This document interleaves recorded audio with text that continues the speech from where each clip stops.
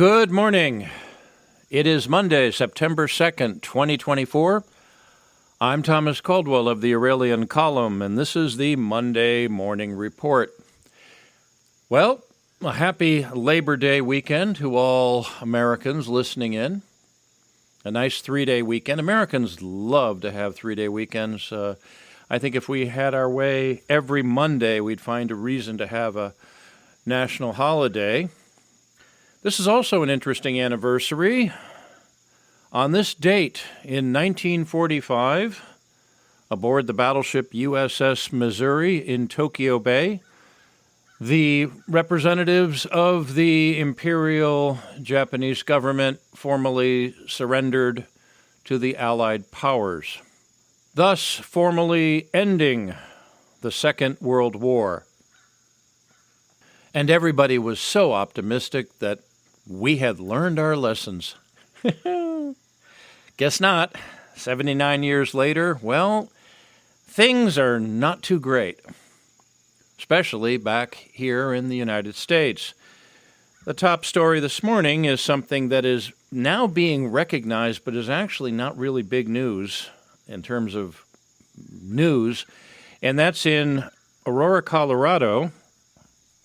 Gangs from Venezuela are taking over apartment buildings and demanding rent and all sorts of other nasty things because the government there is pretty much, well, ultra-liberal, and when you have ultra-liberal, you eventually get war and mayhem and anarchy and other such nasty things.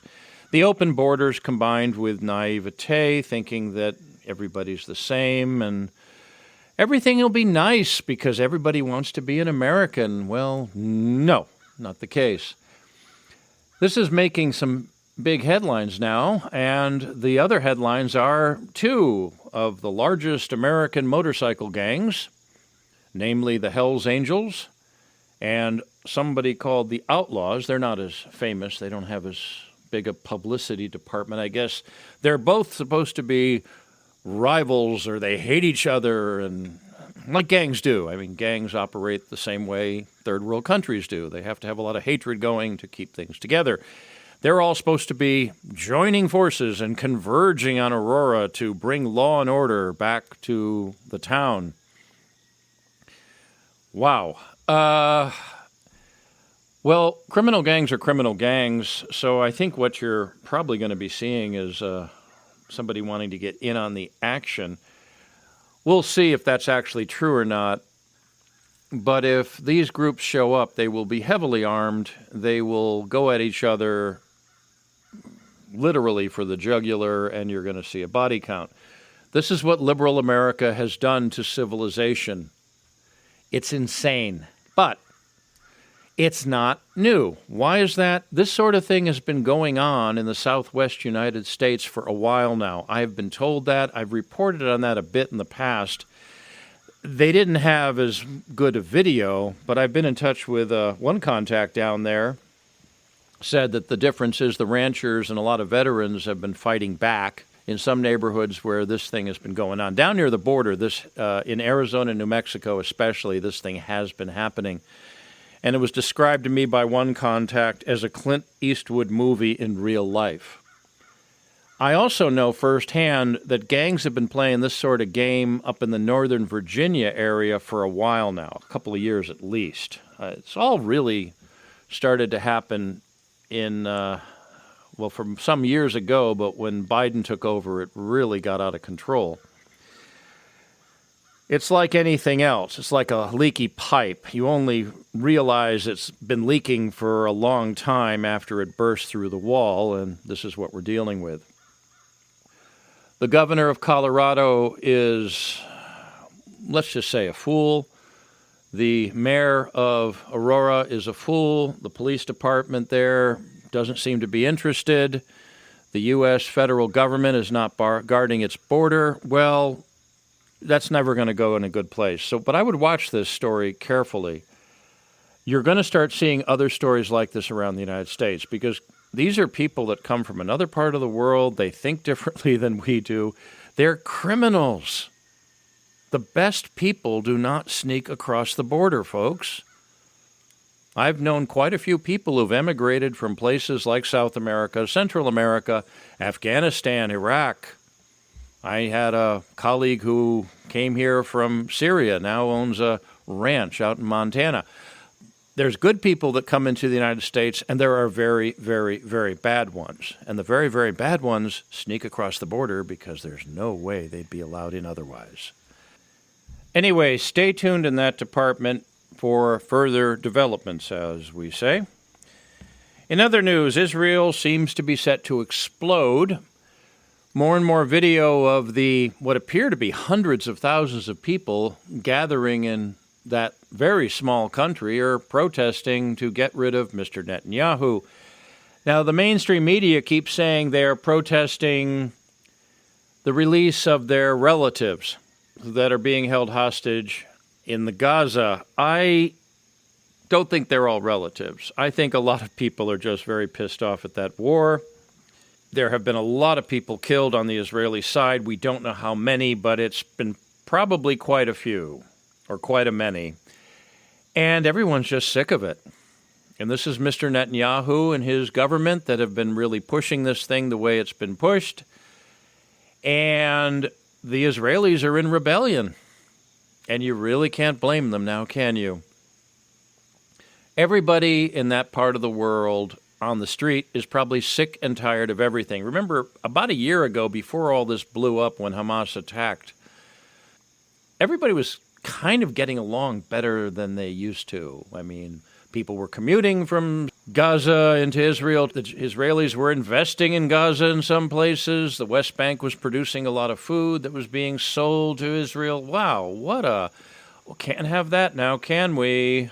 So somebody made some decisions someplace that basically threw the golden apple of discordia into the mix, and here's what we got.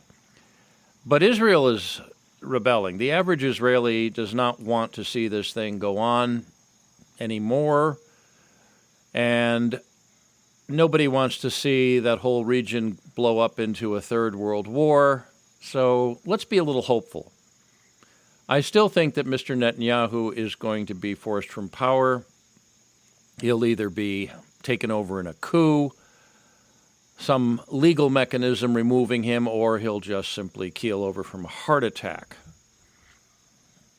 When the Mossad wants something done, they find a way to get it done.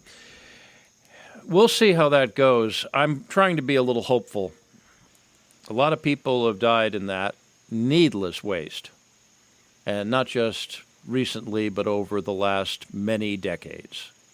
Maybe it's about time we take some of the lessons from this anniversary of the end of the Second World War, which to date, was the worst in history. Let's hope that that doesn't ever fall into second place. Now, another thing to report on today, which is more close to home, the election is going along the way it is. If people think that Kamala Harris is in any way competent, I would just question their mental stability, and that seems to be about half the country. But we're 16 days away from Donald Trump being sentenced for what are obviously, excuse the pun, trumped-up charges that were made felonies and all sorts of nonsense in that case, and please don't try to convince me otherwise.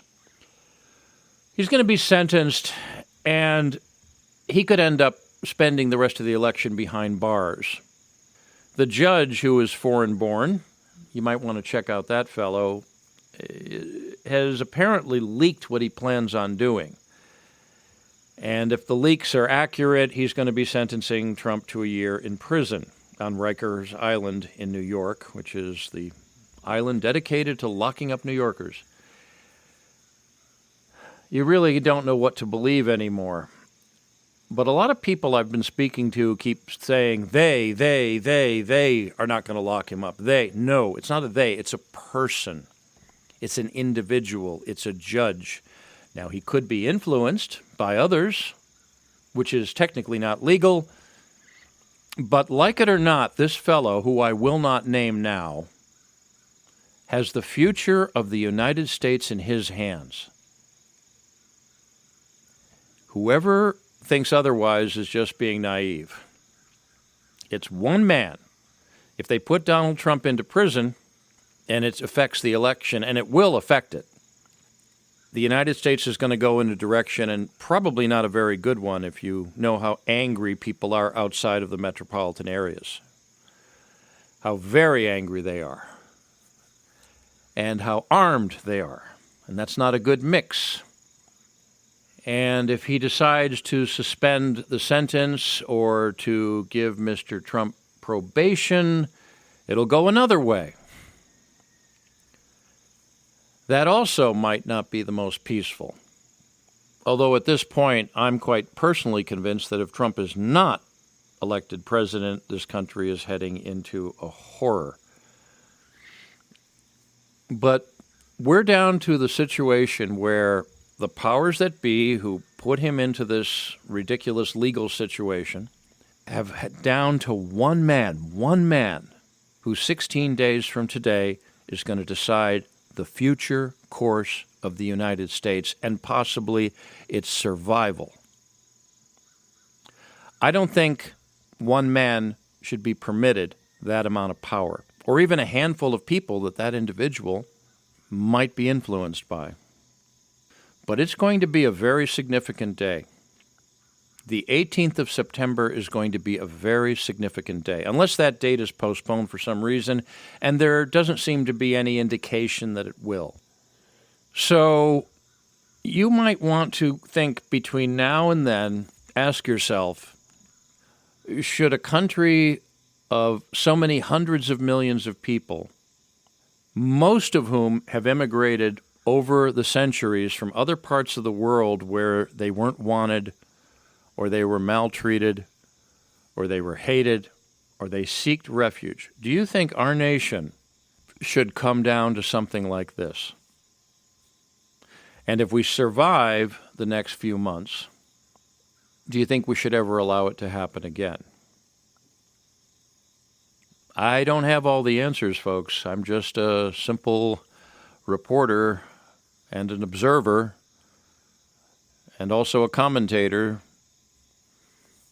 saying it as I see it, but this is coming down to one man making a decision. Apparently he's already made it if the reports are true.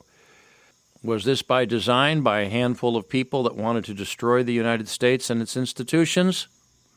Don't know. I wasn't invited to any such meetings, that's for sure.